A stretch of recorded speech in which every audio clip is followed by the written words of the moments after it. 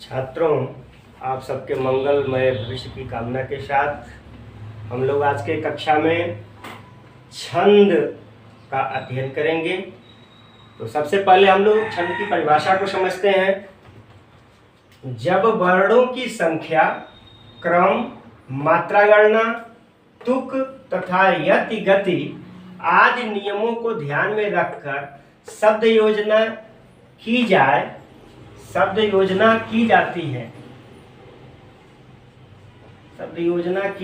है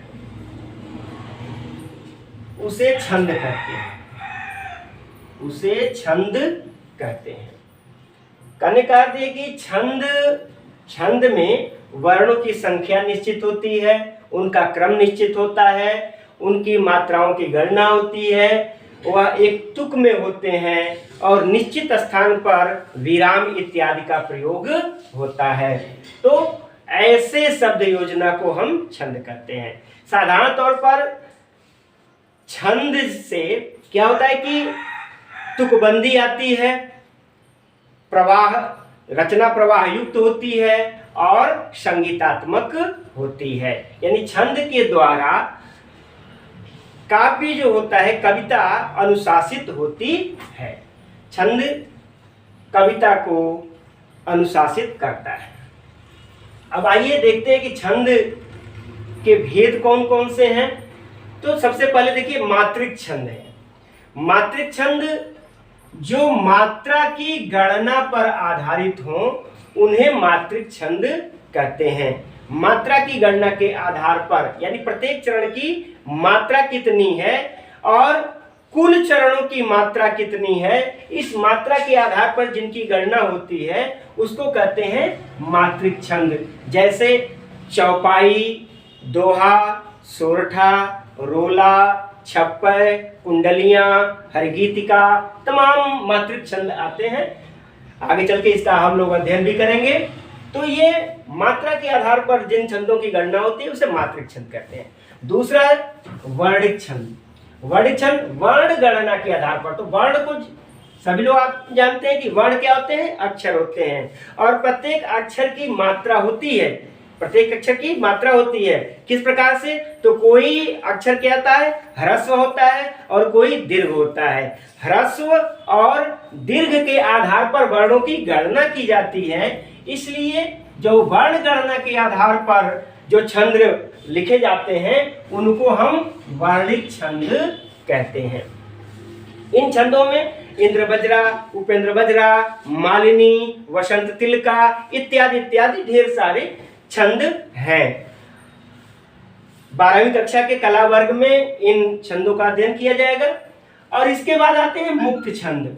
मुक्त छंद अर्थात छंद के बंधन से मुक्त जो रचना होती है, अर्थात जो स्वतंत्र रचना होती है, इनमें किसी भी प्रकार का छंद का अनुशासन नहीं होता है, तो इसे कहते हैं मुक्त छंद की रचना। जैसे आज के जो आधुनिक रचनाएं हैं, जैसे सबसे पहले तो हमारे निराला जी ने मुक्त छंद की रचना की है और आगे आने वाले ढेर सारे हमारे जो साहित्यकार हैं उन्होंने मुक्त छंद की रचनाएं की हैं। तो मुक्त छंद की रचना में क्या होता है, छंद का अनुशासन नहीं होता है, यानी छंद से मुक्त रचनाएं होती हैं, इन्हें कहते हैं मुक्त छंद। ठीक है। अब आइए हम लोग छंद के अंग को देखें। छंद के कई अंग होते हैं। सबसे पहले तो पहला अंग होता है पाद अथवा चरण। पाद अथवा चरण, इससे तात्पर्य क्या है, छंद की प्रत्येक पंक्ति को, यानी कि एक पंक्ति के बाद जहां विराम आता है वह क्या हो जाता है, पाद अथवा चरण कहते हैं। यानी एक पंक्ति जहां पूरी होती है वहां चरण हो जाता है, अर्थात उसे ही हम पाद या चरण कहते हैं। और ये 3 प्रकार के होते हैं। 3 प्रकार के कौन कौन से, समचरण।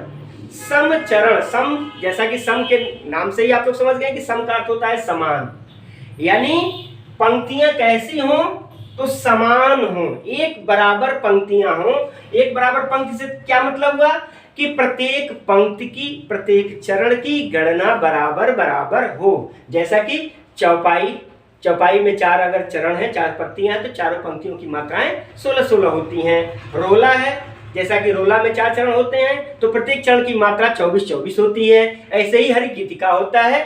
तो जिन छंदों के प्रत्येक चरण की मात्राएं बराबर होती हैं उसे कहते हैं समचरण। सम अर्थात समान, यानी सभी पंक्तियां जब समान मात्रा की हैं तो वह समचरण हो गया। और दूसरा है अर्ध समचरण। अर्ध समचरण से तात्पर्य क्या है?